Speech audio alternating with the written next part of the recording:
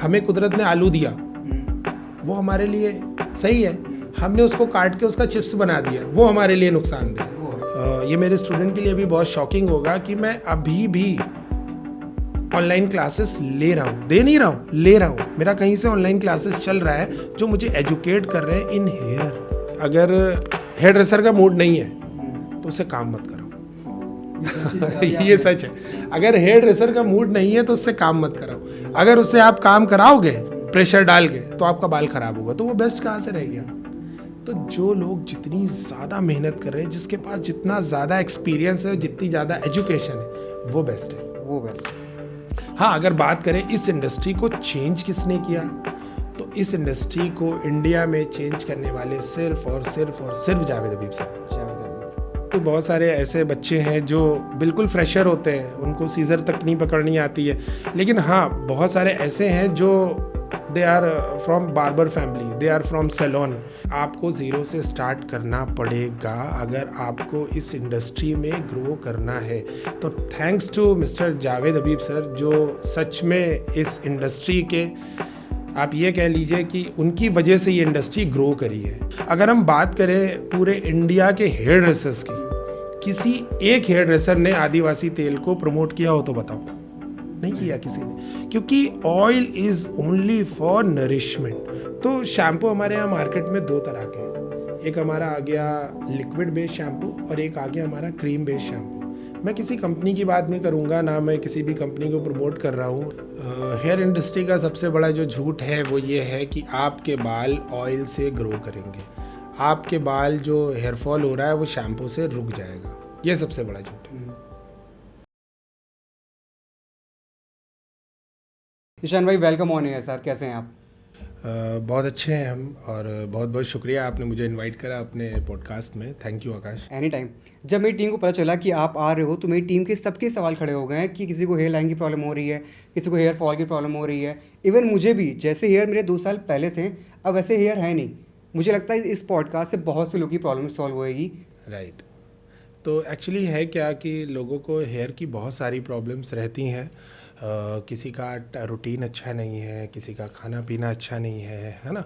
और बेसिकली जो सबसे मेन चीज़ होती है वो ये होती है आकाश कि आजकल जो मार्केट में जो शैम्पू है, राइट, आजकल जो मार्केट में शैम्पू हैं, जो कंडीशनर हैं, जो ऑयल्स हैं, तो ये होता क्या है कि लोगों को ये नहीं पता है कि हमें वो कौन सा यूज़ करना है और कैसे यूज़ करना है ना। तो एक सही शैम्पू चुनना और एक सही कंडीशनर चुनना, एक सही ऑयल चुनना और टाइम पे अपने बाल को कटाना, या अगर आप बालों को कटा रहे हैं तो उसकी क्या टाइमिंग होनी चाहिए, अगर आप बालों पे केमिकल करा रहे हैं तो उसका क्या आफ्टर केयर होना चाहिए, जैसे हम लोग होम केयर बोलते हैं।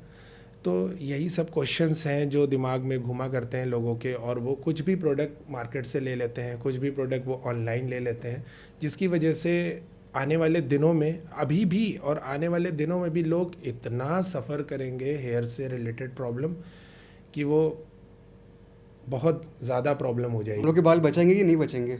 हाँ बिल्कुल बचेंगे। आप लोग के बाल बिल्कुल बचेंगे, और सबके बाल बचेंगे अगर वो एक राइट वे सेलेक्ट करें। फाइन, देखो होता क्या है कि अगर हम एक नॉर्मली जनरली बात करें कि शैम्पू, ज़्यादातर लोग शैम्पू को ही सिलेक्ट करते हैं। तो शैम्पू हमारे यहाँ मार्केट में दो तरह के हैं, एक हमारा आ गया लिक्विड बेस्ड शैम्पू और एक आ गया हमारा क्रीम बेस्ड शैम्पू। मैं किसी कंपनी की बात नहीं करूँगा, ना मैं किसी भी कंपनी को प्रमोट कर रहा हूँ, ना आपसे बोलूँगा कि प्रमोट करो।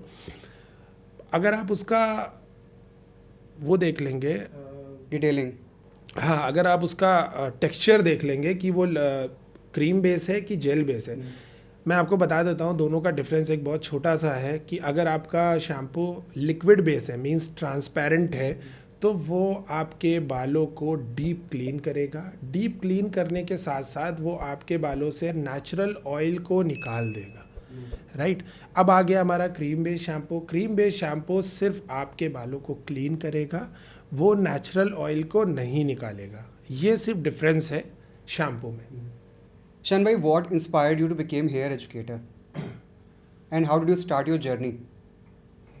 हाँ, ये बहुत अच्छा क्वेश्चन है कि लोग, मेरे जो दोस्त थे, एक्चुअली मैंने ग्रेजुएशन किया है, मैंने बीकॉम किया है, उसके बाद मुझे मास्टर्स करना था, एमबीए करना था। तो उस दौरान बड़ा एमबीए का बहुत चलन था। हमारे जितने भी साथ में हमारे जो दोस्त थे हमारे जो पढ़ते थे वो ज़्यादातर ने एमबीए करा है, किसी ने बैंक की तैयारी करी है, कोई सिविल सर्विस की तैयारी कर रहा था, गया नहीं, वो उनका बाइलक है। लेकिन बहुत सारे लोग हमारे जो दोस्त हैं वो ज़्यादातर बैंक में हैं, ज़्यादातर एमबीए करे हुए हैं। एक मैं ही था जो मैंने एक ऐसी इंडस्ट्री चुनी, राइट, एक आर्टिस्ट्री चुनी। फाइन, देखो दो चीज़ें होती हैं, एक होता है आर्टिस्ट और दूसरा होता है हेयर ड्रेसर। हेयर ड्रेसर और आर्टिस्ट में फ़र्क है। हेयर ड्रेसर मीन्स आप ये समझ लो जो भी जो छोटी छोटी बार्बर शॉप्स होती हैं, जो मेंस शॉप होती हैं, उसमें ज़्यादातर लोग काम कर रहे हैं 2 साल, 5 साल, 10 साल, 20 साल, 40 साल। मेरे फादर भी हेयर ड्रेसर हैं, उन्होंने भी हम लोगों को सिखाया है, हम लोगों को तालीम एक तरह से उन्होंने दी आपको। हाँ, तो उस टाइम पे हुआ क्या था आकाश कि उस टाइम पे ये हुआ था कि मुझे एमबीए करना था। मैंने पापा से पैसे के लिए कहा, खैर उतने टाइम उतना नहीं रहता था, तो पापा ने कहा कि नहीं यार एमबीए मत करो, तुम एक काम करो, तुम मेरे साथ काम करो। हमारा एक शॉप हुआ करता था यहीं कानपुर में ही, और वहाँ पे हमारे चाचा, हमारे पापा, हमारे दूसरे चाचा, है ना, they all are senior hairdresser. मतलब अगर कानपुर की बात करी जाए तो कौन सा हेयर ड्रेसर है जो उन लोगों को नहीं जानता है। तो मैंने पापा से ये बोला कि देखिए अगर हम आपके साथ काम करेंगे तो मुझे एजुकेशन चाहिए, मतलब मुझे कहीं से एक कोर्स कराइए, कोर्स कराने के बाद फिर मैं इस काम को आगे कंटिन्यू करेगा। नहीं तो मेरे दोस्त लोग क्या कहेंगे, यार तुमने इतनी पढ़ाई करी फिर उसके बाद तुमने ये ज्वाइन कर लिया। तो वहाँ पे ये हुआ कि हाँ, पापा ने बोला कि ये कर सकते हैं। तो मैंने कहा चलिए ठीक है। तो मैं बॉम्बे गया। बॉम्बे में सबसे पहले मैं जावेद सर की एकेडमी गया। तो ये कौन से ईयर की बात है? ये हो गया करीब 2012 की। 2012 में जब मैं जावेद सर की एकेडमी पहुंचा, जस्ट फॉर इंफॉर्मेशन के लिए, एक कोर्स की डिटेल लेने की, इंक्वायरी लेने गए थे आप? एक इंक्वायरी लेने के लिए गया था। तो मैं वहाँ पे जब पहुँचा तो मेरे क्वेश्चन ऐसे थे, ऑकवर्ड क्वेश्चन थे उनके साथ, मतलब जो वहाँ पे रिसेप्शन पे थी मैम, कि मुझे आता सब कुछ है, बस मुझे थोड़ा सा आप ट्रेन कर दो तो मैं सब कर लूँगा।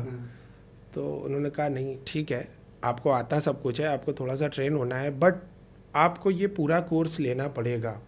तो जितने भी हेयर ड्रेसर्स ये देख रहे हैं या देखेंगे तो उनके लिए एक छोटी सी लाइन है कि आपको आता बहुत कुछ है, लेकिन आपको ज़ीरो से स्टार्ट करना पड़ेगा अगर आपको इस इंडस्ट्री में ग्रो करना है।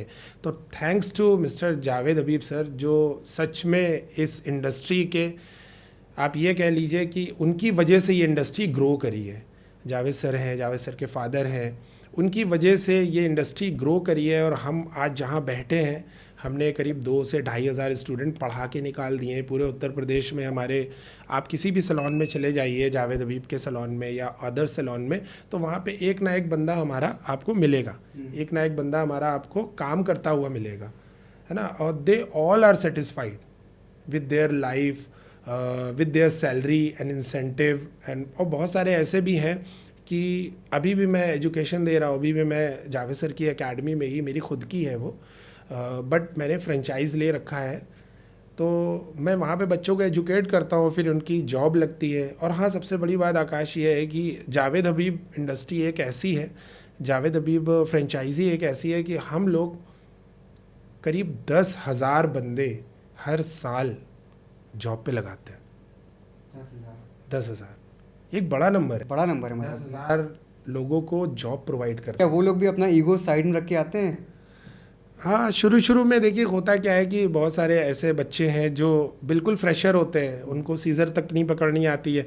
लेकिन हाँ, बहुत सारे ऐसे हैं जो they are from barber family, they are from salon, कि उनको मेंस का काम आता है और उन्हें फ़ीमेल सीखना है, उनको मेल फीमेल दोनों आता है, उन्हें केमिकल सीखना है, उन्हें स्टाइलिंग सीखनी है। बट जब उनकी इंक्वायरी करो सामने बैठ के, तो मेरा सिर्फ एक क्वेश्चन रहता है कि आप ये इंडस्ट्री को क्यों सिलेक्ट कर रहे हो, आप मेरे पास क्यों आए हो, क्या सीखने आए हो। फर्स्ट डे का जो ये रहता है, फर्स्ट डे का लोगों का एक ऑरा अलग रहता है, एक पावर अलग होती है, एक उनका आग अलग रहती है। लेकिन जैसे जैसे वो मतलब एकेडमी में काम करते हैं उनका वो बैठता जाता है, तो जब वो फर्स्ट डे आते हैं तो उनके अंदर थोड़ा सा ईगो होता है कि नहीं मैं तो 4 साल से बार्बर का काम कर रहा हूँ, मैं 10 साल से कर रहा हूँ और मुझे तुम क्या सिखाओगे। मतलब ऐसा वो कहते नहीं है, लेकिन उनकी आंखों में दिखता है कि मुझे तुम क्या सिखाओगे। बट जब उनकी ट्रेनिंग स्टार्ट होती है वहीं से पता चल जाता है। उन लोग पहले दिन ही आके मेरे को ऑफिस में बोलते हैं कि सर आज तक क्या कर रहे थे।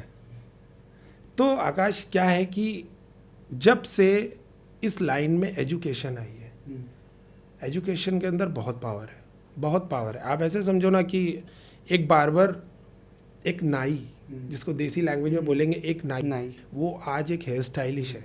एक हेयर स्टाइलिश आज एक किसी कंपनी में ट्रेनर है। एक ट्रेनर आज कहीं बैठा है हेयर एजुकेटर बन के, राइट। और आज हम यहाँ पे बैठे आपके साथ हैं तो कुछ किया है लाइफ में, और वो पूरा श्रेय जाता है जावेद सर को, जिन्होंने बहुत अच्छी एजुकेशन हम लोग को दी है। जावेद सर हैं, और जो भी दिक्कतें आती हैं हम सर से भी डिस्कस करते हैं, जो कंपनी में लोग हैं उनसे डिस्कस करते हैं। हाँ, मोस्ट ऑफ टाइम हम अपने पापा से बहुत डिस्कस करते हैं, क्योंकि वो अभी कानपुर के लीडिंग हेयर ड्रेसर्स में थे हैं। बहुत काम किया उन्होंने और आज भी हम लोगों से ज़्यादा मेहनत करते हैं। तो उन मेहनत जो हमने सीखी है वो अपने पापा से सीखी है, और जो टैलेंट है, जो सिखाना है, कैसे आप सिखाएं स्टूडेंट को, क्योंकि स्टूडेंट सबके लुक चेंज करते हैं, वैसे आपका लुक कौन चेंज करता है? हाँ, मेरा लुक जो है पापा ही हमारे करते हैं। मैं किसी को भी हाथ नहीं लगाने देता हूँ अपने बालों में। पहले हमारे चाचा है जो आजकल बॉम्बे में है, तो कभी ऐसा मौका मिलता है कि बॉम्बे अगर जाते हैं तो चाचा से हेयर कटिंग ज़रूर कराते हैं, हेयर कट अपने ज़रूर कराते हैं। लेकिन अभी है क्या कि पापा से ही कराते हैं, हर बार पापा से ही कराते हैं। अभी पापा के हाथ में थोड़ा सा प्रॉब्लम है, उनका फिंगर में कुछ चोट आई हुई है, तो मेरे बाल थोड़े से बड़े दिख रहे हैं। लेकिन अगर कराएंगे तो उन्हीं से ही कराएंगे, किसी को टच करने नहीं देते, मतलब किसी को नहीं। ईशान भाई, इंडिया में ज़्यादातर लोगों की हेयर लाइन पीछे होती जा रही है। उनको लगता है कि वो शैम्पू चेंज करेंगे, ऑयल चेंज करेंगे तो वापस आ जाएगी। क्या ऐसा कुछ है क्या? देखो आकाश, है क्या कि हेयर लाइन पीछे होने के भी बहुत सारे रीज़न है, बहुत सारे रीज़न है। आज एक हम आपको 2-3 रीज़न उसका बताएंगे। सबसे पहला जो रीज़न है वो बालों को लोग टाइट करके बांधते हैं। आजकल बड़े बालों का फैशन है, लोग पोनी बनाते हैं, यहाँ से बैंड लगाते हैं, तो उसका हेयर लाइन क्या होता है वो पीछे जाता जाता है। ये पहला रीज़न हो गया। दूसरा आप ये कह सकते हो कि जेनेटिक भी होता है। देखिए, अगर जेनेटिक है तो हम उसे रोक सकते हैं। हम हेयर ड्रेसर हैं, हम हेयर एजुकेटर, हम उसे रोक सकते हैं। उसको जहाँ आपका बाल 1 साल में और पीछे चला जाएगा, है ना, वो हम उसको रोक सकते हैं, स्टॉप कर सकते हैं थोड़ी दिनों के लिए। बट वो अगर जेनेटिक है तो पीछे तो वापस जाएगा ही जाएगा। हाँ, जाएगा। फॉर एग्जांपल जैसे कि मेल में क्या होता है, मेल में टेस्टोस्टेरोन होता है, राइट। उसमें जो बाल्डिंग चालू होती है, जो हेयरलाइन पीछे जाती है, वो ऐसा वी बनता है यहाँ से, सी मेरा भी आप देखो ये वी बनना चालू हो जाता है, राइट। और फीमेल में क्या होता है, फीमेल में एस्ट्रोजन होता है। जब भी फीमेल का बाल गिरता है तो वो पूरे हेयर से, पूरे हेड से गिरता है, तो उन लोग का हेयर लाइन पीछे नहीं जाता है, मेल लोग के वी शेप बनता है। तो ये है, राइट। और अगर कभी भी ऐसा होता है कि अगर जेनेटिकली है प्रॉब्लम है तो उसको हम स्लो कर सकते हैं, बट उसे रोक नहीं सकते। और अगर जेनेटिकली नहीं है तो हम उसे रोक सकते हैं, हाँ, with the help of biotin हो गया, विद द हेल्प ऑफ, मतलब आप ये कह सकते हैं कि आप किसी शैम्पू, किसी कंडीशनर से, किसी सीरम से, किसी एम्फ्यूल से आप उसको नहीं मेंटेन करेंगे, आप अपनी डाइट से मेंटेन करेंगे, राइट। क्योंकि होता क्या है कि जो भी हम खा रहे हैं उससे हमें प्रोटीन मिल रहा है, और वो प्रोटीन जो है हमारी बॉडी में जाके अमीनो एसिड्स की में ब्रेक होता है। जब वो अमीनो एसिड्स ब्रेक होते हैं तो जो एसेंशियल अमीनो एसिड्स हैं उससे बनता है हमारा कैरेटीन, और जो कैरेटीन जो होता है वही हमारे हेयर्स होते हैं। मतलब उसका एक मैकेनिज्म है, आपको प्रोसेस फॉलो करना पड़ेगा। मैकेनिज्म है, वो आपको फॉलो करना पड़ेगा। आप अगर चाहो कि डॉक्टर हमारे बालों को रोक दे, अगर जेनेटिक है तो वो भी नहीं रोक सकता है, वो सिर्फ स्टॉप कर सकता है थोड़े दिनों। उसका जो, जैसे आपके बाल 5 साल में, अगर आपके बाल 1 साल में जाने हैं तो 3 साल में जाएंगे, है ना, उसको वो भी नहीं रोक सकता है। शन भाई, बालों पे शैम्पू लगाने का राइट मेथड क्या है? क्योंकि हम लोग पानी डालते हैं, शैम्पू करते रहते हैं, क्या शैम्पू से भी चेंज होती है क्या चीज़ें बालों की? हाँ, बहुत अच्छा क्वेश्चन है ये। जावेद सर इसका बहुत बार आंसर देते हैं, और हमेशा देते हैं, उनके ज़बान पे यही का आंसर रहता है। बट जिन्होंने फॉलो किया है वो अच्छे से उसका जो है प्रॉफिट उठा रहे हैं, जिन्होंने नहीं फॉलो किया है उनके लिए मैं एक बार फिर से बता देता हूँ कि शैम्पू आपके बालों की क्लीनिंग के लिए होता है और ऑयल आपके बालों के नरिशमेंट के लिए होता है, राइट। देखो आप ऐसे देखो कि बाल हमारा निकल आया है, बाल हमारा खोपड़ी से निकल आया, हेड से हमारे निकल आया, अब इसकी देख रेख ये हमारा काम है। इसको क्या चाहिए, इसको सफाई चाहिए, ठीक है, इसको नरिशमेंट चाहिए। Cleaning with shampoo, nourishment with oil, conditioner, serum, mask, जो आपको सूट करे, राइट। लेकिन ये सब प्रोडक्ट भी अलग अलग टाइम पे यूज़ किए जाते हैं। अभी क्या है, एक बहुत बड़ा स्कैम है जिसको लोग बोलते हैं कि आदिवासी तेल लगाओ बाल निकल आएगा, हो ही नहीं सकता। मैंने इतने इतने बड़े एक्टर को देखा है, बहुत रेपुटेटेड है, जो बहुत जिनका नाम है, फराह खान है, सोनू सूद है, इन लोगों ने भी इसका एक तरीके से, इन लोग को ज़रूरत नहीं है एडवर्टीजमेंट करने की, लेकिन इन्होंने उसको प्रमोट किया। बट अगर हम बात करें पूरे इंडिया के हेयर ड्रेसर्स की, किसी एक हेयर ड्रेसर ने आदिवासी तेल को प्रमोट किया हो तो बताओ? नहीं किया किसी ने, क्योंकि oil is only for nourishment, only for lubricant. आप जिधर ऑयल डालोगे वहाँ पे चिकना हो जाएगा, इधर डालोगे यहाँ पे चिकना हो जाएगा, तो बालों को चिकनाई की ज़रूरत है। फॉर एग्जांपल जैसे ये हेयर है हमारा, इस पे हम शैम्पू कर रहे हैं, ये गंदा हो गया, इस पे हम शैम्पू कर रहे हैं, तो शैम्पू में क्लीनिंग इंग्रेडिएंट्स होते हैं, वो आपके बालों को साफ़ करेगा। साफ़ करेगा तो कहीं ना कहीं उसका नेचुरल ऑयल भी साथ साथ निकलेगा, राइट। तो अभी हमें क्या करना है कि इसमें पहले ऑयल लगा के रखना है। पहले हमने बालों में ऑयल लगाया, देन गो फॉर शैम्पू। जब आप बालों में ऑयल लगाओगे और उसमें शैम्पू करोगे तो वो क्या करेगा, एक ऑयल की प्रोटेक्टिव लेयर आ जाएगी। जब वो लेयर आ जाएगी तो लेयर शैम्पू साफ करेगा, सिर्फ डर्ट को निकालेगा, डस्ट को निकालेगा, है ना, जो उसका नेचुरल ऑयल है उसे बना के रखेगा। लेकिन ऑयल कैसे लगाना है? हाँ, लोग रात में क्या करते हैं कि ऑयल लगाया, चंपी कर लिया, रात में लगा के रख दिया। ये पुराना मेथड है ऑयल लगाने का, कि जो हम लोग की दादी नानी जितने बाबा हैं सबने बताया है कि शैम्पू ऑयल लगा कैसे यूज़ करें अपने बालों पे। लेकिन क्या ये वाकई पुराना हो गया है कि नया मेथड कुछ आएगा अभी? नहीं, नया मेथड देखिए, जैसे जैसे बढ़ती जा रही है इंडस्ट्री, वैसे वैसे लोग अलग अलग चीज़ें लेके आ रहे हैं।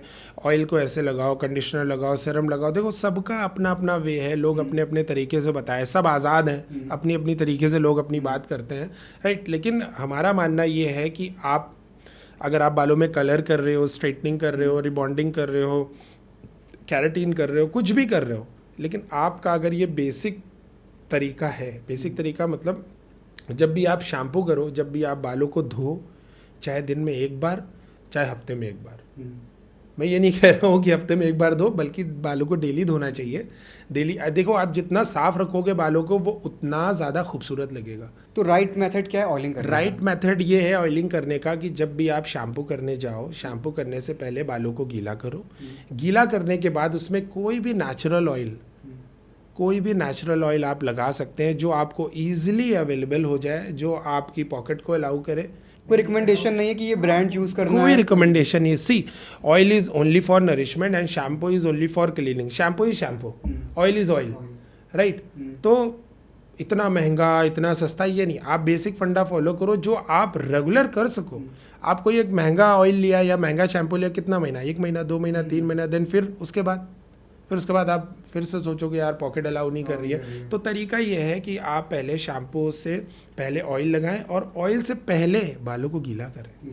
सी, उसका एक बिल्कुल सीधा सा फंडा ये है कि जब भी हम फेस पे साबुन लगाते हैं या बॉडी पे साबुन लगाते हैं, तो पहले हम बॉडी को गीला करते हैं ना। अगर हम ऐसी साबुन लगाएं तो चलेगा क्या? नहीं। तो उसका मेन मकसद ये है कि जब हम बालों को गीला करेंगे, पहला गीला करेंगे, फिर उसके बाद ऑयल लगाएंगे, then leave it for 2 to 5 minute, just 2 से लेके 5 मिनट रुका के रखना है, then go for wash with shampoo. हाँ आकाश, अब यहाँ पे एक बात ये आती है कि आपने जो सर्विस ले रखी है, फॉर एग्जाम्पल मैंने आपको 2 शैम्पू बताएं, एक आपका डीप क्लिनजिंग हो गया, मतलब मीन्स एक जेल बेस्ड शैम्पू हो गया, एक क्रीम बेस्ड शैम्पू हो गया, राइट। जैसे आपने आप कलर कर रखा है तो आप कलर प्रोटेक्टिव शैम्पू ले सकते हैं। आपने कैरेटीन कर रखा है, आप कैरेटीन वाला शैम्पू लो। आपने स्ट्रेटनिंग कर रखी है, आप स्ट्रेटनिंग वाला शैम्पू लो। आपने कुछ नहीं कर रखा है, आप नॉर्मल शैम्पू ले लो। मतलब आप बालों के ऊपर है कि आपने क्या अप्लाई किया है बालों पे, उसके अकॉर्डिंगली, राइट। तो उससे क्या होगा, जो आपने सर्विस करा रखी है, कलर करा रखा है, तो वो आपका सेव होगा, राइट। स्ट्रेटनिंग करा रखी है तो आपकी सेव होगी, है ना। तो ये है। तो उसके बाद शैम्पू के बाद अगर आपको लगता है अगर, तो मेरे कहने से कंडीशनर ज़रूर करें। होता क्या है मैं आपको बताऊं कि यहाँ पे थोड़ा सा बायोलॉजिकल चला जाएगा कि जब हम बालों में शैम्पू लगाते हैं तो उसके क्यूटिकल्स ओपन होते हैं। फॉर एग्जाम्पल के तौर पे जो मछली होती है उसका ऊपर का स्किन होता है, वो जो कांटे होते हैं वो क्या होता है, वो खुलते बंद होते हैं, देखा होगा राइट। वैसे ही बालों में भी क्यूटिकल्स लेयर होती है, वैसे ही बालों के ऊपर लेयर्स होती है जो जब हम शैम्पू करते हैं तो क्यूटिकल लेयर ओपन हो जाती है। जब वो ओपन होगी तो वो कांटे की तरह ऐसे फैलती जाएगी पूरे हेयर पे, राइट। और हमारा एक हेयर तो है नहीं, बहुत सारे हेयर हैं, लाखों हैं, गिन ही नहीं सकते, राइट। तो जब सबकी खुली हुई हैं तो वो आपस में फंसेंगी। दैट इज द रीजन कि शैम्पू करने के बाद जब वो सूखता है तो वो फंसता है ना, फिर वो स्टैटिक चार्ज आता है। तो स्टैटिक चार्ज आता है, बाल आपका क्लीन है, फिर उसके बाद भी आप हाथ मार रहे हो तो फंस रहा है। हम लोगों को, मेल लोग को इतनी प्रॉब्लम नहीं होती क्योंकि हम लोग इतना लंबा बाल रखते नहीं है। बेसिकली फीमेल्स के लिए होता है कि आप फीमेल में देखोगे कि यहाँ के इतने बालों का कलर अलग है, उसके नीचे का अलग है, उसके नीचे का अलग है, तो एंड का जो अलग है जस्ट बिकॉज ऑफ ड्राइनेस है उनके बालों में। वो अपने बालों को क्लीन तो कर रहे हैं लेकिन उसको नरिश नहीं कर रहे हैं। एक राइट मेथड पता नहीं है लोगों को, तो उसमें फंस जा रहे हैं, राइट। तो वहाँ पे होता क्या है कि वहाँ पे दो चीज़ें आ जाती हैं। आपके चैनल के माध्यम से हम ये भी बता देंगे कि उसमें दो चीज़ें आती हैं, एक होता है मास्क और एक होता है कंडीशनर। मास्क तो क्या होता है, वो क्रीम बेस होता है और कंडीशनर होता है डाइल्यूटेड फॉर्म में, राइट। अगर आपके बालों में सिर्फ ड्राइनेस है तो you can use conditioner after shampoo, but not on scalp पे नहीं लगाना है। कान के नीचे का जितना बाल बचा है, अगर कोई फीमेल यूज़ कर रही है तो कान के नीचे का बाल जितना है, शोल्डर पे उससे नीचे पूरे बालों में आप कंडीशनर लगा के 2 से 5 मिनट रुको, then go for rinse, not wash, rinse. खाली पानी से नॉर्मल निकाल दीजिए। फिर वो क्या होगा, कंडीशनर आपके क्यूटिकल लेयर को क्लोज कर देगा। बाल क्लीन हुआ शैम्पू से और कंडीशनर से क्लोज हो गया, राइट। तो ये क्या होगा, ये जो फ्रिक्शन हो रहा है, जो बाल फंस रहा है, ये नहीं होगा। अब यहाँ पे एक चीज़ और आती है कि सर मैं कंडीशनर यूज़ करूँ या मास्क यूज़ करूँ, तो वहाँ पे क्या होता है कि इसमें भी 2 चॉइसेस हैं। अगर आप में सिर्फ ड्राइनेस है, नॉर्मल ड्राइनेस है, आपने कोई कलर नहीं कराया, आपने कोई स्ट्रेटनिंग नहीं कराई, आपने कोई कैराटिन नहीं कराया, आपने कोई हाईलाइट्स नहीं कराई, है ना, तो अगर वहाँ पे नॉर्मल ड्राइनेस है तो आप कंडीशनर यूज़ करो। अगर आपका केमिकली डैमेज है देन गो फॉर मास्क। हाँ, मास्क क्या करेगा, वो आपके बालों के अंदर जो ड्राइनेस है उसे कवर करेगा, कवर करने के बाद आपके क्यूटिकल लेयर को बंद करेगा। तो वो क्या कर रहा है, वो इंटरनली रिपेयर कर रहा है, देन उसके बाद उसमें शाइन आ रही है बिकॉज ऑफ कंडीशनिंग इंग्रेडिएंट्स। वही कि आपको इंटरनली एक्सटर्नली वर्क करना पड़ेगा तब जाके उसमें अच्छी शाइनिंग और हेल्थ उसकी अच्छी मिलेगी। हाँ, मैं आपको बताऊं कि बाल हमेशा हमारे चमकने चाहिए, जैसे मछली का ऊपर का स्किन चमकता है, ऐसे चमकना चाहिए। लेकिन मेरे को पता ही नहीं होता है। नहीं पता है, बहुत बेसिक सा फंडा है, आप यूज़ करोगे तो पता चलेगा। आप कैसे क्लाइंट की डिमांड पूरी करते हो कि क्लाइंट आपसे बोलता है कि मुझे रणवीर जैसे हेयर चाहिए या दीपिका जैसे हेयर चाहिए, तो क्या आप रिकमेंड करते हो? देखिए, होता क्या है कि हर इंसान अपने आप में सेलिब्रिटी है, राइट। हमारा जो मानना है वो हम इंसान के ड्रीम लुक पे काम करते हैं, ड्रीम लुक पे। अब कोई क्लाइंट आया, बोलने लगा कि अब मेरे पास दोनों क्लाइंट आते हैं, मेल और फीमेल, तो मेल में सबसे आसान चीज़ हमें ये लगती है कि वो बिलीव बहुत अच्छे से कर लेते हैं। उनसे बोलते हैं, अगर हम किसी मेल से कह रहे हैं कि भाई बाल छोटे करा दो, तो कहेगा, एक बार सोचेगा, कहेगा ठीक है भाई, ओके कर दीजिए, जो आपको अच्छा लगे। वो भरोसा कर लेता है एक बार। हाँ, वो भरोसा कर लेता है। लेकिन फीमेल में क्या होता है, सॉरी फॉर दैट कि फीमेल में क्या होता है कि वो अपना ड्रीम लुक खुद सोच के आते हैं, सोच के आ रहे हैं, वो ठीक है, बट आपके बालों में जो प्रॉब्लम है, आपने बालों में कैराटिन कर रखा है, आपने बालों में स्ट्रेटनिंग कर रखा है, आपने बालों में कलर लगा रखा है, उसके बाद आप हमसे एक ड्रीम लुक चाह रहे हो, एक पूरा बोर्ड भरा हुआ है और अब मुझसे ये बोल रहे हो कि इस पर एक कविता लिख दीजिए अच्छी सी, उसको साफ तो करना पड़ेगा पहले। जब उसे साफ करेंगे तब तो उनको सजेस्ट करना थोड़ा सा मुश्किल ये होता है। अगर वो हमको फ्री हैंड छोड़ दे, एक हेयर ड्रेसर को फ्री हैंड छोड़ दे, तब वो ड्रीम लुक क्या, वो ऐसा लुक पालेंगे कि वो जाएंगे तो सेल्फ केयर करने लगेंगे अपने आप में ही। हाँ। आप डैमेज हेयर को कैसे रिकवर करते हो, क्या उसका प्रोसेस होता है? डैमेज हेयर को देखिए, अगर होता क्या है कि अगर बाल ज़्यादा डैमेज है, आकाश, होता क्या है कि बालों में एक पीएच लेवल होता है, बालों में एक पीएच लेवल होता है, जैसे स्किन में पीएच लेवल होता है। जब भी आप देखे होगे, मैं एग्जांपल दे रहा हूँ कि अगर कोई फेस ब्लीच लगा रहा है तो इचिंग होने लगती है ना। अगर ज़्यादा देर तक लगा ली तो क्या होता है कि वो सफ़ेद सफ़ेद पॉइंट्स आने लगते हैं। तो क्या हो रहा है, जो स्किन का पीएच है वो बढ़ गया। जब स्किन का पीएच बढ़ जाएगा तो ड्राइनेस आएगी, और बढ़ेगा तो डैमेज होगा, और बढ़ेगा तो बर्न हो जाएगा। इन द सेम वे बालों में भी लेयर्स हैं उसकी भी। नहीं, एक पीएच लेवल होता है, पोटेंशियल ऑफ हाइड्रोजन, ये एक पीएच लेवल होता है, राइट। तो आपका जो हाइड्रेशन है, वो बालों का जो पीएच लेवल है वो 4.5 से लेके 5.5 है, ये नॉर्मल हेयर का है। अगर इससे कम होगा तो बाल आपका एक्स्ट्रा मॉइस्चर हो जाएगा, है ना, किसी भी स्टाइल को होल्ड नहीं कर पाएगा, ऐसा गिरा गिरा रहेगा, फ्लैट रहेगा। 4.5 से लेके 5.5 पे है, इसका मतलब ये नॉर्मल है, राइट। अब ये बढ़ता कैसे है? हमने बालों में ब्लो ड्राई करा, हमने बालों में आयरन करा, राइट, हमने बालों में कलर लगाया, हमने बालों में ब्लीचिंग करी, हमने बालों में स्ट्रेटनिंग करी। तो ये केमिकल्स कर क्या रहे हैं? केमिकल बालों का पीएच लेवल बढ़ा रहे हैं, और जैसे जैसे ये पीएच लेवल बढ़ रहा है वैसे वैसे क्या हो रहा है? ड्राइनेस आ रही है, राइट। तो वहाँ पे हेयर ड्रेसर बोलते हैं ये मास्क लगा लो, ऑयल लगा लो, बालों को कटवा लो। हमें बस खाली पीएच लेवल को मेंटेन करना है। अब वो पीएच लेवल को मेंटेन करने के लिए मार्केट में बहुत सारे प्रोडक्ट हैं। आप अपने हेयर ड्रेसर से सजेस्ट करिए जो आपको अच्छी सलाह दे सके कि हमें नरिशमेंट की ज़रूरत है, मुझे कौन सा मास्क लेना चाहिए, मुझे कौन सा कंडीशनर लेना चाहिए, मुझे क्या सर्विस लेना चाहिए। मतलब बाल कटवाना लास्ट ऑप्शन नहीं है? आप नहीं, बाल कटवाना लास्ट ऑप्शन नहीं है। बाल अगर बर्न हो गया है, अगर पीएच लेवल उसका 12 से 14, 11 से 14 पहुंच गया है, तब तो फिर कोई ऑप्शन नहीं। आपके अकॉर्डिंग इंडिया में बेस्ट हेयर आर्टिस्ट कौन है इस समय? देखो, बेस्ट हेयर आर्टिस्ट तो बहुत सारे हैं अकॉर्डिंग टू देयर टैलेंट। देखो, ये काम आकाश ऐसा है कि जितना आप करते जाओगे उतना अच्छा होते जाओगे। और ऑन फ्लोर मैं आपको बताऊं कि ये एक हंसी वाली भी बात होगी कि अगर हेयर ड्रेसर का मूड नहीं है तो उससे काम मत कराओ। ये सच है। अगर हेयर ड्रेसर का मूड नहीं है तो उससे काम मत कराओ। अगर उससे आप काम कराओगे प्रेशर डाल के तो आपका बाल खराब होगा, तो वो बेस्ट कहाँ से रह गया? तो जो लोग जितनी ज़्यादा मेहनत कर रहे हैं, जिसके पास जितना ज़्यादा एक्सपीरियंस है, जितनी ज़्यादा एजुकेशन है, वो बेस्ट है, वो बेस्ट है। हाँ, अगर बात करें इस इंडस्ट्री को चेंज किसने किया, तो इस इंडस्ट्री को इंडिया में चेंज करने वाले सिर्फ और सिर्फ जावेद हबीब सर। जावेद हबीब, जो उन्होंने इस इंडस्ट्री के लिए काम किया है, मुझे नहीं लगता अभी तक तो किसी ने किया है, और आने वाले कई सालों में कर भी पाएगा। भाई, हम लोग के जो आउटलेट है ना, वो 1000 आउटलेट है। हाँ, एक मैसिव नंबर है आप लोग के पास बहुत। और हम आपको बताएं आकाश कि हमारे पास करीब 70 to 75 अकेडमीज़ है ऑल ओवर इंडिया। हम एजुकेट करते हैं बच्चों को, हम बच्चों को एजुकेट करते हैं, उनको जॉब देते हैं। जॉब तो बात की बात है, जॉब तो उनको मिलती है जिनको काम आता है, वो किसी भी एकेडमी से सीखें, ठीक। जो सही पढ़ाने का जो तरीका है, जो मेथड है, वो जावेद सर के थ्रू दिया हुआ है। वो ये कि तमीज़ और तहजीब दोनों एक साथ मिल जाती है, राइट। क्योंकि जब स्टूडेंट आता है ना, तो वो खाली पेज होता है, जो हम उस पर भरेंगे वो चलेगा ज़िंदगी भर। क्योंकि पहला एकेडमिक कोई नहीं भूलता है।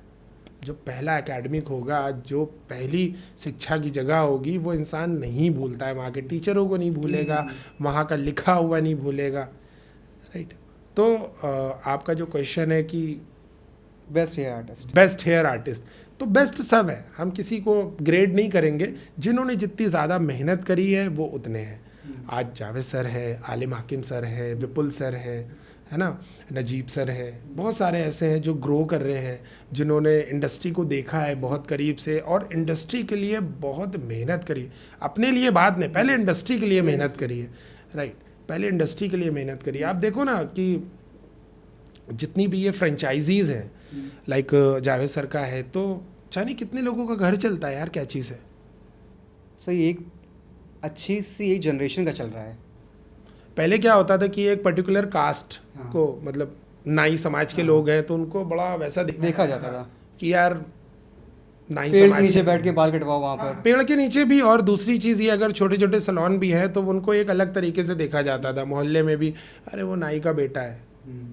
आज अल्लाह का एहसान है कि आज हम जब घर से निकलते हैं तो मैं जब निकलता हूँ, निकलने के टाइम भी लोग अपने काम पे होते हैं, और जब मैं वापस आ जाता हूँ घर पे तब भी लोग अपने काम पे होते हैं। वो देखते हैं यार ये मेरे बाद गया, मेरे से पहले आ गया, और इसका स्टैंडर्ड ऑफ लिविंग अलग है, इसका फैशन अलग है।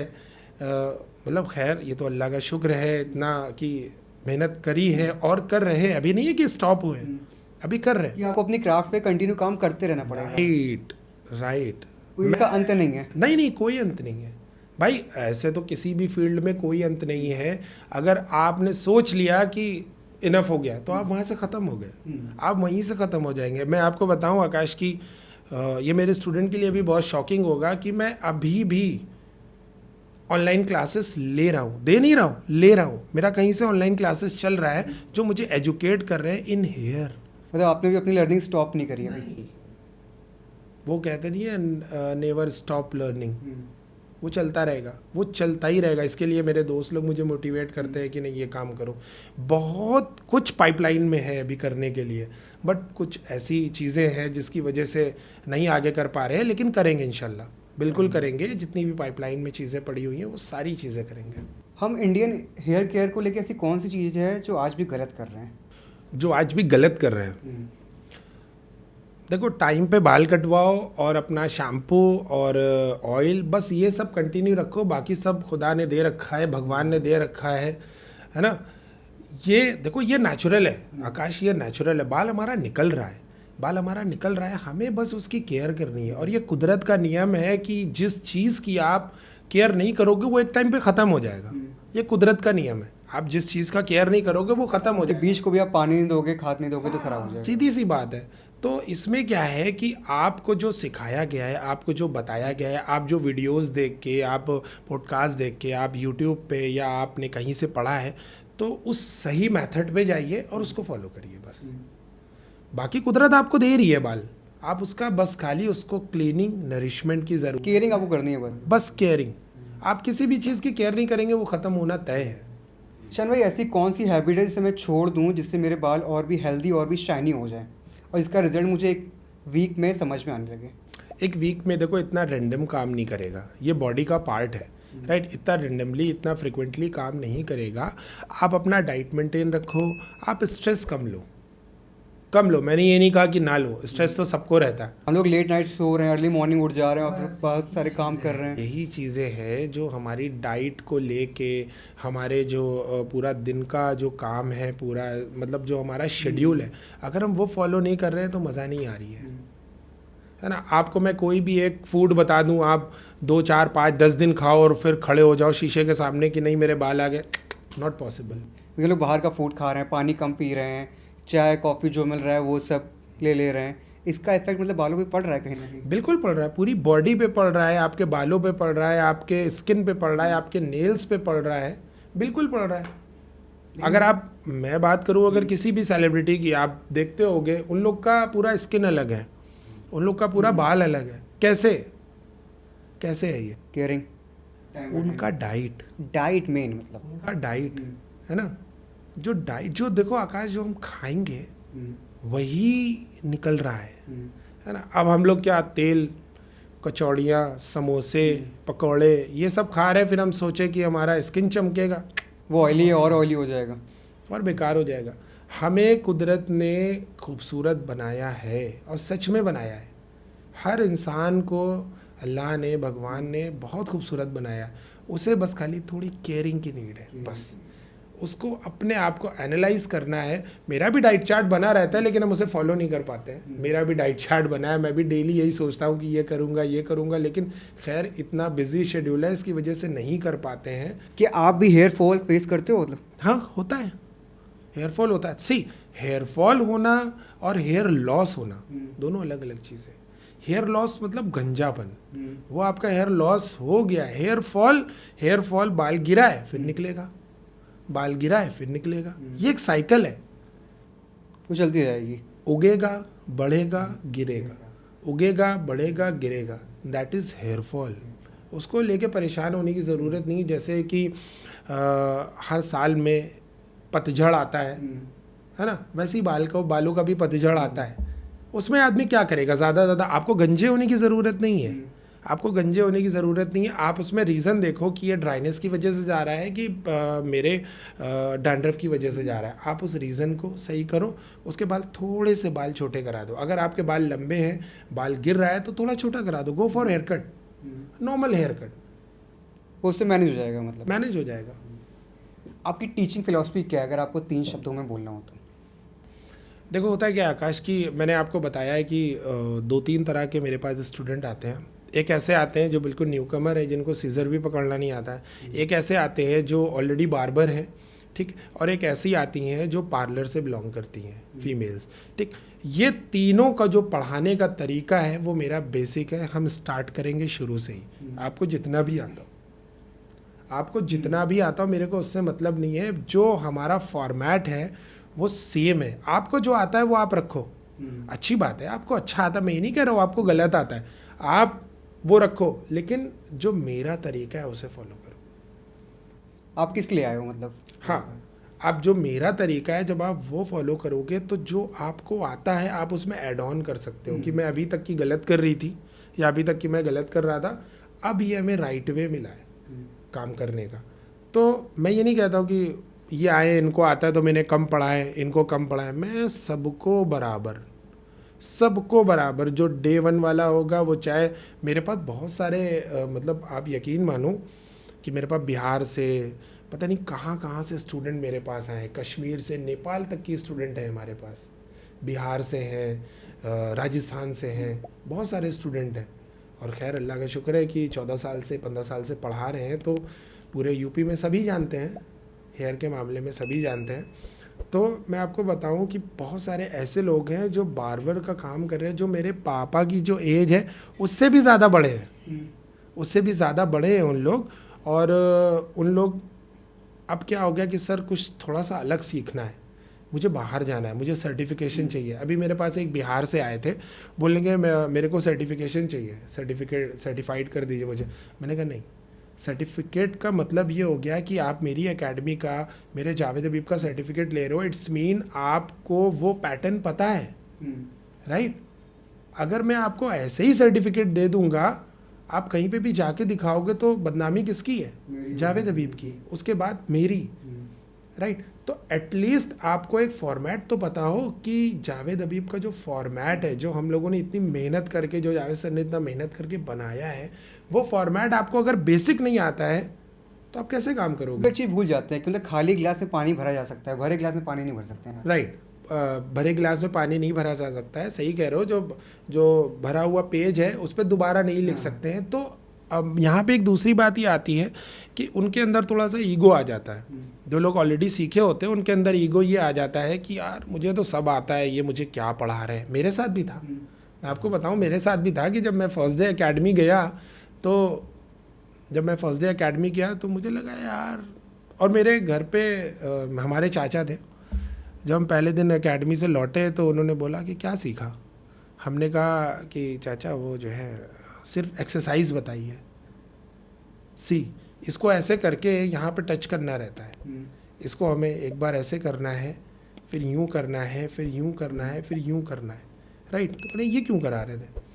हमने कहा होगा कुछ। तो बाद में समझ आया जितना आपका अंगूठा मूव करेगा उसी डिग्री पे आप काम कर सकते हो। अच्छा, उसी डिग्री पे आप काम कर सकते हो घुमा के। तो ये हम लोग पूरा टाइम इसको काम कर सकते हैं। तो ये जब एक्सरसाइज नहीं करेंगे तो उनके लिए तो वो हो गया कि अरे यार ये तो हंसी की बात हो, इधर पकड़ने से पहले आपने अपने हैंड को एक्सरसाइज करनी पड़ेगी। हाँ, तो उनके लिए तो ये एक हंसी की बात हो गई, है ना। और जो लोग आते हैं उनको हम पहले दिन कराते हैं। आज भी आप 20 साल से काम कर रहे हो, मैंने कराया उनको भी कि आप करो। पहले दिन तो ये होता है कि अरे यार ये क्या करा रहे हैं, ऐसा लग रहा है मैं फंस गया हूँ। लेकिन मैं उनको थोड़ी देर के बाद ही बता देता हूँ कि भाई आप फंसे नहीं हो, ये हमारा एक शेड्यूल है, हम उसको फॉलो करते हैं, हम पैटर्न को फॉलो कर रहे हैं, राइट। अब जब हम एक सिस्टम को, एक पैटर्न को फॉलो करते हैं तब हम जाके स्ट्रांग बनते हैं। आप यहाँ पे क्यों हो? यहाँ पे आप इसलिए आए हो ना। आपने 20 साल में क्या किया, आपने 30 साल में क्या किया, आपने 10 साल में क्या किया? कुछ नहीं किया ना, तभी तो आप एकेडमी आए हो कुछ सीखने, क्योंकि आप पैटर्न पे नहीं थे, है ना, आउट ऑफ द बॉक्स चल रहे थे। हाँ, आउट ऑफ द बॉक्स चल रहे थे, आप एक डायरेक्शन पे नहीं थे। आपको वो डायरेक्शन मिलता है स्कूल से, आपको वो डायरेक्शन मिलता है एकेडमी से, आपको वो डायरेक्शन मिलता है कोचिंग से।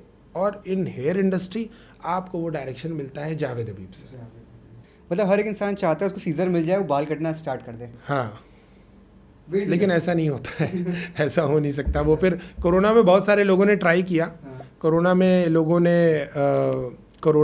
ने क्या किया कि खाना बनाया, कोरोना में लोगों ने कार साफ़ करी, कोरोना में लोगों ने बहुत सारी ऐसी ऐसी चीज़ें करी जो उनको लगता था कि वो कर सकते हैं, बट वो कर नहीं पाए। राइट, कर लिया। लोगों ने बाल भी काटे, लेकिन आकाश बाल नहीं काट पाए, वो नहीं काट पाए। वो बालों को उन्होंने ख़राब किया, क्योंकि बालों को काटने के लिए उसकी एजुकेशन होना ज़रूरी है। पहले तालीम लें, फिर उसके बाद आए। पहले आप एजुकेशन लें उसकी, उसका सही तरीका लें, उसकी नॉलेज लें, उसका एक्सपीरियंस जब आएगा तब होगा। शन भाई, हेयर इंडस्ट्री का सबसे बड़ा झूठ कौन सा है जो हम लोग को आज भी करोड़ों में बेचा जा रहा है? हेयर इंडस्ट्री का सबसे बड़ा जो झूठ है वो ये है कि आपके बाल ऑयल से ग्रो करेंगे, आपके बाल जो हेयर फॉल हो रहा है वो शैम्पू से रुक जाएगा। ये सबसे बड़ा झूठ है। हम लोग एक्सेप्ट कर लेते हैं उसको, तभी भी खरीद रहे हैं। हाँ, हम लोग जाके खरीदते हैं कि भाई कोई शैम्पू बता दो जिससे हेयर फॉल रुक जाए, कोई ऑयल बता दो जिससे हेयर फॉल रुक जाए।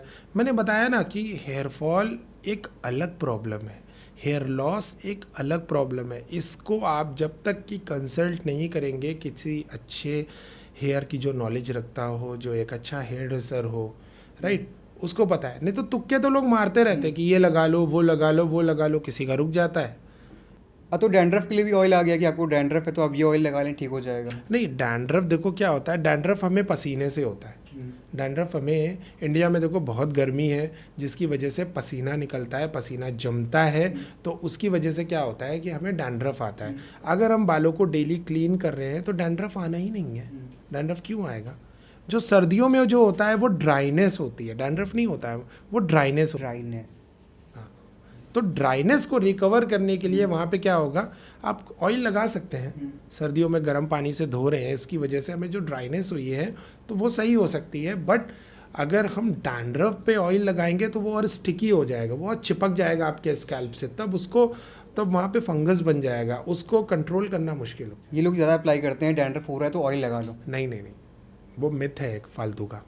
सर भाई, कानपुर के लोग हेयर की प्रॉब्लम क्या फेस करते हैं सबसे ज़्यादा? वैसे दिल्ली में एयर ख़राब है, पानी ख़राब है, इससे कानपुर में क्या ज़्यादा प्रॉब्लम? नहीं आकाश, पानी कहीं का नहीं ख़राब है। देखो, मैं फिर वहीं पे आ जाऊंगा, कुदरत पे, नेचर पे। हर जगह का पानी अच्छा है, हर जगह की चीज़ें अच्छी हैं, है ना। जो हमें कुदरत ने दिया है वो सब कुछ अच्छा है, हम उसे ख़राब करते हैं। फॉर द एग्ज़ाम्पल, हमें कुदरत ने आलू दिया, वो हमारे लिए सही है, हमने उसको काट के उसका चिप्स बना दिया, वो हमारे लिए नुकसानदेह है, राइट। तो पानी कहीं का नहीं ख़राब है। होता क्या है कि जैसे फॉर एग्ज़ाम्पल, हम ये फीमेल्स पे बहुत कहते हैं, अपने क्लाइंट को ऐसा हंसी मजाक में चलता रहता है कि हाँ, फीमेल्स बोलती हैं कि मैं अपने ससुराल जब से आई हूँ तो मेरे को हेयर फॉल होने लगा, मेरा बाल ड्राई होने लगा, मेरे मायके का पानी अच्छा था और मेरे ससुराल का पानी ख़राब है। तो खैर वो उनकी बुराई वाली बात है, सॉरी मैं ऐसा नहीं कह रहा हूँ। लेकिन होता क्या, देखो, मैं आकाश में यहाँ पे जो शैम्पू यूज़ कर रहा था, जो मैं कानपुर में यूज़ कर रहा था, वो मैं बॉम्बे में नहीं यूज़ कर सकता। ऐसा क्यों?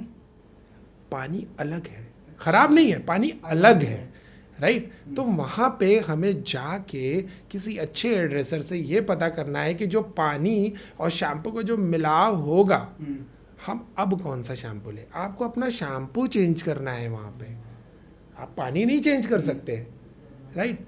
जो शैम्पू आप यहाँ यूज़ कर रहे हो उत्तर प्रदेश में, यूपी में, वो शैम्पू आप बॉम्बे में नहीं यूज़ कर सकते। वो शैम्पू आप गल्फ में नहीं यूज़ कर सकते। पानी की प्रॉब्लम नहीं है, आपको जो इक्विपमेंट यूज़ कर रहे हैं उसकी शैम्पू की प्रॉब्लम है। और शैम्पू से पहले जो आप ऑयल लगाते हो, बस वो फंडा आप यूज़ करो। आप दिल्ली रहो, आप कैलकाटा रहो, आप बॉम्बे रहो, आप दुबई रहो, आप अमेरिका रहो, ये प्रोसेस फॉलो कर लोगे, आप दुनिया में कहीं रहो। कुदरत गलत नहीं है, हम लोग ने गलत किया है। नेचर डाल देता है कि नहीं, पानी सही नहीं है, एयर सही नहीं है। मेरे से बहुत सारे लोगों ने बोला कि भैया जब से नोएडा रहने लगे हैं तो बाल, क्या नोएडा में सब गंजे हैं? मैंने तो नहीं देखा, नोएडा में सब गंजे नहीं है। हाँ, दुबई में सब गंजे नहीं है, बॉम्बे में सब गंजे नहीं है। मैं क्यों कहूँ, बॉम्बे में इंडस्ट्री है भाई, शाहरुख खान जहाँ रहता है वहाँ के बाल कैसे गिर सकते हैं? लेकिन लोग डाल देते हैं पानी खराब है, पायर खराब है। नहीं खराब होता है कहीं का, आपके शैम्पू का सिलेक्शन ख़राब है और आप शैम्पू लगाने से पहले ऑयल लगाइए और ऑयल लगाने से पहले बालों को गीला कर लीजिए, बस। आप दुनिया में कहीं भी रहिए। शन भाई, हेयर प्रॉब्लम को हम लोग कब तक हेयर आर्टिस्ट से अपनी शेयर कर सकते हैं? कब एहसास हो कि हम लोग को अब डर्मेटोलॉजिस्ट के पास जाना चाहिए? राइट। होता क्या है, देखो, हेयर दो पार्ट में होता है। एक होता है हमारा शाफ्ट, दूसरा होता है हमारा रूट्स।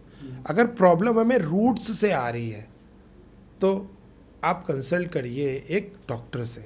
अगर हमारी शाफ्ट में प्रॉब्लम है, लेंथ में प्रॉब्लम है, लंबाई में प्रॉब्लम है, इसमें कोई प्रॉब्लम आ रही है, तब हम बात कर सकते हैं हेयर ड्रेसर से। अगर इंटरनली प्रॉब्लम है तब हम बात कर सकते हैं डॉक्टर से। एक इंसान जिसके बाल नहीं है, उससे क्या एडवाइस देंगे आप? एक इंसान जो बाल नहीं है उसको क्या एडवाइस देंगे? अगर बिल्कुल बाल नहीं है तो वो अपना वैसे ही रहे। वो क्या करे, मतलब एक्स्ट्रा अपनी लाइफ में? देखो, वो वैसे ही सही लगेगा, क्योंकि मैंने बहुत सारे ऐसे लोग देखे हैं जो गंजे ही अच्छे हैं, मतलब उन्होंने शेव करके रखा है हमेशा, लेकिन अब उन्होंने हेयर पैच यूज़ कर रहे हैं, तो हेयर पैच लगा रहे हैं, वो कंफर्टेबल है उससे। सी आकाश, होता क्या है कि हमारा जो फैशन है वो कंफर्टेबल के ऊपर डिपेंड है। आप ये शर्ट पहने हो, अगर इसमें आप कंफर्टेबल हो, दिस इज़ योर फैशन। कोई भी कलर हो सकता है, राइट? हम शूज़ पहने हैं, इसमें हम कंफर्टेबल है, कोई भी कलर हो सकता है, लेदर हो सकता है, कुछ भी हो सकता है, हमें मज़ा आ रही है तो वो हमारे लिए फ़ैशन है, क्योंकि उसमें हम कंफर्टेबल है। अगर हम पैच लगा के कंफर्टेबल है तो वो हमारा फ़ैशन है, अगर हम गंजे कंफर्टेबल है तो वो हमारा फ़ैशन है। क्या हेयर पैच वाले भी आपके पास आते हैं अपने बाल को? बहुत बहुत बहुत बहुत। मेरे पापा का ज़्यादातर, अगर आप बात करें कानपुर में, तो कानपुर में जो, देखिए, हेयर पैच का क्या होता है, हेयर पैच की सबसे बेस्ट होती है हेयर के पैच की सेटिंग। सी होता क्या है कि मेंस का जो बाल्ड होता है वो ऊपर से होता है, और साइड के बाल रहेंगे, पीछे के बाल रहेंगे, तो जो हेयर पैच होता है वो ऊपर से ऐसे स्टिक करा जाता है और इससे कनेक्शन दिया जाता है। तो जो लोग ये कनेक्शन अच्छे से कर लेते हैं वो नेचुरल लगता है। लेकिन बहुत से लोग को मैं हेयर पैच देखता हूँ कि उनकी समझ में आते हैं कि मतलब ये लो क्वालिटी से समझ में आ रहा है। हाँ, लो क्वालिटी भी होती है और कनेक्शन का भी रोल होता है। कनेक्शन अगर सही नहीं है, अगर सिमेट्रिकल नहीं, यहाँ से यहाँ का कनेक्शन नहीं है, तो वो अलग से दिखाई देगा। और उसको करने में हमारे फादर एक्सपर्ट हैं कि अगर उन्होंने पैच सेट किया है तो वो दिखने वाला नहीं है, वो दिखने वाला नहीं। बहुत रेयर केस में होगा, जो बहुत नॉलेज रखता होगा वो बता पाएगा कि हाँ ये पैच लगा है। शन भाई, कानपुर में लोग क्या हेयर की प्रॉब्लम फेस करते हैं सबसे ज़्यादा इस समय? हाँ, बहुत सारे फेस कर रहे हैं, just because of dust, just because of their life, मतलब जो उनका शेड्यूल है पूरे दिन का, उसकी वजह से बहुत सारी प्रॉब्लम आ रही है। मेरे पास बहुत सारे लोग आते हैं कि भाई हेयर फॉल हो रहा है और प्रॉब्लम हो रही है, तो उनको प्रॉब्लम को उनको सॉर्ट आउट करके देते हैं। हाँ, कभी कभी बात ऐसी आ जाती है कि मेरे हाथ से निकल जाता है, तो मैं उनको डॉक्टर की भी सलाह देता हूँ। मैंने क्या बोला आकाश कि हम हेयर ड्रेसर्स जो हैं वो हेड से जो बाल निकल आया उस पर काम कर सकते हैं, जो हेड के अंदर है, जो बन रहा है, उस पर डॉक्टर काम करेंगे। सही, सबका अपना पार्ट है। हाँ, सबका अपना पार्ट है। शन भाई, अगर लोग की हेयर फॉल हो रहा होता है तो कहते हैं कि अपने बाल हटवा दो, पूरे ऑफ करवा दो, क्या ये राइट मेथड है? हाँ, कई बार मैंने ये चीज़ सुना है अपने क्लाइंट से कि भाई वो, मैंने बोला किधर थे इतने दिन से, लगा भाई वो शेव करा दिया था। हमने क्यों? वो हेयर फॉल हो रहा था। फिर कई लोग ऐसे बोलते हैं कि मैंने शेव करा दिया इसलिए भाई क्योंकि डैंड्रफ हो रहा था। शेव कराना ये हल थोड़ी ना है आपका। मैंने आपको क्या बोला कि रूट से बाल आ रहा है फिर वो गिर रहा है, राइट? तो आपको इतना स्ट्रेस नहीं लेना है, उसको देखना है कि उसकी प्रॉब्लम क्या है। आप किसी अच्छे कंसल्टेंट से बात करो, आप किसी अच्छे हेयर ड्रेसर से, किसी हेयर ड्रेसर से अगर ना हो पाए, नहीं वो उसके समझ में आ रहा है, तो आप किसी डॉक्टर से बात करो। बस शेव कराना हल नहीं है। लोग बोलते हैं कि शेव करा दो बाल और मजबूत निकलेंगे, ऐसा नहीं है। लेकिन मैंने बहुत से लोग को देखा है जो लोग अपनी हेयर केयर करते हैं, उनके बाल बहुत ही मतलब एक time by time up down होते रहते हैं। लेकिन बहुत से लोग ऐसे भी हैं जो अपनी बालों की केयर बिल्कुल नहीं करते हैं, उनकी हेयर बहुत अच्छे हैं। वो स्ट्रेस नहीं लेते हैं ना। वो स्ट्रेस नहीं लेते इसलिए उनका बाल सही रहता है। आप किसी पागल को रोड पे देखो तो वो बिल्कुल स्ट्रेस नहीं लेता, उसके बाल गंजे बिल्कुल गंदे हैं, हेयर है, हाँ लॉन्ग है, वो स्ट्रेस उसके दिमाग में कोई स्ट्रेस ही नहीं है ना। लेकिन आप एक चीज़ ये भी देखोगे कि बाई एज भी बाल जाता है धीमे धीमे, है ना, क्योंकि एज के अकॉर्डिंग भी बाल कम होने लगता है धीमे धीमे। राइट। लेकिन कोई बिल्कुल न्यू कमर है, 30 साल का है, 25 साल का है, 35 साल का है, उसमें हेयर फॉल होना तो वो प्रॉब्लम है, और वो प्रॉब्लम जेनेटिकली हो सकती है। अगर जेनेटिकली है तो उसको रोक सकते हैं, ख़त्म नहीं कर सकते हैं, राइट। और अगर जेनेटिकली नहीं है तो हम उसे हील करके दे सकते हैं। क्या एक कॉन्सेप्ट ये भी आता है कि अगर आपने कॉम अगर डिफरेंट डिफरेंट यूज़ करते हो लोगों के, तो आपके बाल जल्दी वाइट हो जाते हैं? ज़्यादातर, हाँ, ये कॉम की बात आई तो मैं बोल दूं कि लोग घरों पे जो प्लास्टिक कोम यूज़ करते हैं, प्लास्टिक वाला जो कोम होता है वो ना यूज़ करा करें। कार्बनिक कोम आता है वो यूज़ करें। लंबे बालों के लिए पैडल ब्रश यूज़ करें, वो उसको डीटैंगलिंग के नाम से आपको मिल जाएगा, आपको पैडल ब्रश के नाम से मिल जाएगा। बट जो प्लास्टिक वाले कोम होते हैं वो स्टैटिक पैदा करते हैं आपके हेयर्स में। जो फ्रिक्शंस होगा, फ्रिक्शन की वजह से फिर बालों में ड्राइनेस आएगी, राइट। जो प्लास्टिक का कोम होता है वो प्लीज़ मत यूज़ करें। लेकिन लोग सस्ते के चक्कर में कोई भी प्लास्टिक का ले लेते हैं। हाँ, वो कोई भी ले लेते हैं। और बालों का सफ़ेद होना ये एक अलग चीज़ है। बालों का सफ़ेद होना एक अलग चीज़ है। हमारी बॉडी में जो मेलानिन होता है उसकी वजह से बालों में कलर पिगमेंट्स आते हैं। और कलर पिगमेंट्स कब आएंगे? जब मेलानिन आपका सही वर्क कर रहा होगा। और मेलानिन पूरा डिपेंड रहता है आपकी डाइट पे, राइट। फॉर द एग्जाम्पल, अगर कोई बहुत लंबे समय तक बीमार है, किसी का एक्सीडेंट हुआ है या कोई ऑन बेड है ना, बिफोर एज, मतलब बिफोर एज का मतलब ये कोई 30-35 साल का है, 25 साल का है, और वो बेड पे है काफ़ी टाइम से, उसको डॉक्टर ने बोल दिया कि आप बेड रेस्ट करो, 1-1.5 साल से वो पड़ा हुआ है बेड पे, तो आप देखोगे कि वो दवाएं तो खा रहा है, वो दवा की वजह से उसका बाल सफ़ेद हो रहा है, उसका बियर्ड का बाल सफ़ेद हो रहा है, उसकी स्किन का कलर चेंज हो रहा है बिकॉज ऑफ मेडिसिन। तो वो होता क्या है, वो मेडिसिन जाके एक पर्टिकुलर ज़ख़म पे, एक पर्टिकुलर जो आपकी बॉडी की जो प्रॉब्लम है उस पर काम तो कर रही है, लेकिन कहीं ना कहीं वो साइड इफ़ेक्ट कर रही है, जिसकी वजह से आपका मेलानिन डिस्टर्ब हो रहा है। मेलानिन डिस्टर्ब हो रहा है जिसकी वजह से आपकी बॉडी में कलर बनना कम हो रहा है। That is the only reason कि बाल वाइट हो रहे हैं। That is the only reason कि स्किन डल हो रही है। तो मेलानिन का जो कॉम्बिनेशन है वो बहुत इंपॉर्टेंट है वाइट बालों के लिए। जैसे आज भी बहुत सारे लोग घर पे मेहंदी लगाते हैं अपने बालों पे। ये कॉन्सेप्ट बहुत पुराना चल रहा है कि फ़ीमेल घर पे मेहंदी लगा रही हैं, मेल भी कभी कभी मेहंदी लगा लेते हैं, वरना एक छोटा सा एक पाउच आता है वो लोग यूज़ करते हैं। क्या ये बहुत अच्छा रहता है बालों के लिए कि नहीं? नेचुरल है, लगा सकते हैं, लेकिन हम प्रोफेशनल तो इसको प्रमोट नहीं करेंगे, क्योंकि मेहंदी क्या करती है, वो आपके बालों पे कोटिंग करती है, राइट। अगर हम इसकी साइंस में जाएंगे तो बहुत लंबा हो जाएगा ये। तो मेहंदी क्या करेगी, आपके बालों के ऊपर कोट करेगा, और जो प्रोफेशनल कलर होते हैं वो आपके बालों के अंदर जाते हैं। वो इंटरनली एक्सटर्नली वर्क करता है। हाँ, इंटरनली एक्सटर्नली। और अगर एक्सटर्नली वर्क कर रहा है तो इट्स मीन जो भी आप उस पर कुछ भी लगाओगे तो वो बालों के अंदर पेनिट्रेट नहीं हो रहा है, राइट। तो मेहंदी और डाई प्लीज़ मत यूज़ करें, जिसकी वजह से बाल आपका ख़राब हो सकता है। मिनॉक्सिडिल क्या है? क्या ये वाकई में काम करता है बालों पे कि मतलब? आकाश, मिनॉक्सिडिल एक फार्मूला है जिसको लोग हेयर फॉल के एम्फ्यूल्स में यूज़ करते हैं। अलग अलग तरह के नामों में वो फार्मूला एड ऑन होता है, राइट। तो मैंने आपको बताया कि हेयर फॉल के रीजंस होते हैं, ठीक। बहुत सारे लोग शुरू में ही परेशान हो जाते हैं, मेरे को हेयर फॉल हो रहा है, हेयर फॉल हो रहा है, हेयर फॉल हो रहा है, वो लगाने लगते हैं ये वो फलानिमा सब कुछ लगाने लगते हैं। और दूसरा रीज़न ये होता है कि जेनेटिकली, अगर आपके जेनेटिकली प्रॉब्लम है तब आपका मिनॉक्सिडिल उतना काम नहीं करेगा, वो थोड़ी देर उसे रोकेगा, फिर से हेयर फॉल चालू हो जाएगा। लेकिन अगर आपका जेनेटिकली प्रॉब्लम नहीं है, अगर आपके फादर्स या आपके दादाजी उनके बाल रहे हैं, तो वो आपके हेयर फॉल को रोक देगा। जैसे मुझे देखिए क्या लगता है कि मतलब मेरे बाल कब जाएंगे, मतलब अगर मेरी हेयर लाइन है ठीक ठाक है। आकाश, तुम्हारा हेयर लाइन बहुत स्ट्रांग है, और तुम्हारे बालों की मैंने हमेशा बोला है कि इसमें ड्राइनेस है। ड्राइनेस को आप कंट्रोल करो, आपका बाल बहुत मस्त है, अच्छा रहेगा, और जब तक मेरे हाथ में है तो अच्छा ही रहेगा। ईशान भाई, what's the difference between barber and hair dresser?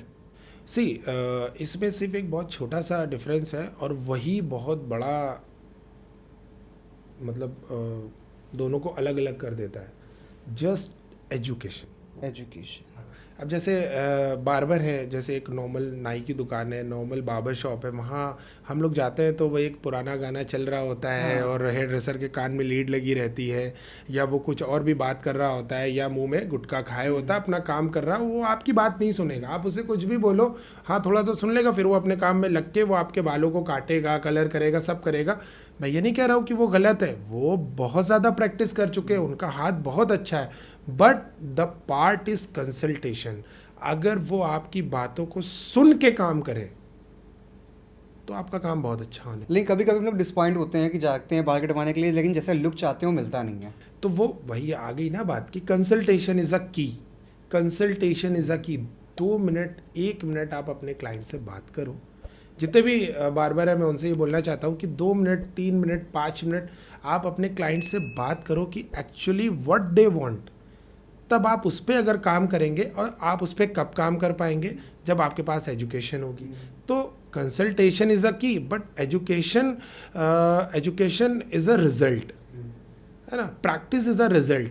जब आपने कंसल्टेशन करा, कंसल्टेशन के बाद आप उसने उसमें से निकाला कि आपको क्या देना है, फिर उसके बाद आपकी एजुकेशन काम आएगी, एजुकेशन के साथ साथ जो आपका हार्ड वर्क होगा, फिर आता है रिजल्ट, राइट। तो ये consultation is a key, that is a major difference between barber and hairdresser, barber and educator, barber and trainer, right. मैं बार्बर को गलत नहीं कह रहा हूँ, लेकिन अगर उनका कंसल्टेशन का पार्ट इसमें जुड़ जाए, वो थोड़ी सी नॉलेज ले ले, थोड़ी सी, इतनी क्लासेस चला करती हैं, ऑनलाइन चला करती हैं, इतने सेमिनार्स होते हैं सब कंपनी के, लॉरेल लिशोस्कोप, वेला, मैट्रिक्स, जावेद अबीब, मतलब जितने भी प्रोडक्ट हैं उनकी भी नॉलेज अगर ले के काम करें। सी, हमें तुक्का नहीं मारना है। हम अगर तुक्का मारेंगे तो वो अजीब सा रिजल्ट आएगा, अगर हम पढ़ के काम करेंगे तो वो रिजल्ट अच्छा आएगा। हेलो गाइस, आई होप आपको ये पॉडकास्ट बहुत ही ज़्यादा अच्छा लगा होगा। तो मुझे आपसे ये एक रिकमेंड करना है कि जिसको जिसको ये पॉडकास्ट अच्छा लग रहा है, प्लीज़ रिकमेंड करें दूसरों लोग को भी, क्योंकि आपको अपनी केयर करना बहुत ही ज़्यादा ज़रूरी है। अपने बारे में सोचें, अपने चारों तरफ लोगों के बारे में सोचें। तो please click the button and watch now. नीचे दिए हुए बेल आइकन को दबाना बिल्कुल भी ना भूलें, क्योंकि आपका एक लाइक, एक कमेंट, एक शेयर बहुत ही ज़्यादा मैटर करता है हम लोग के आने वाले न्यू गेस्ट के लिए। So thank you so much for being here.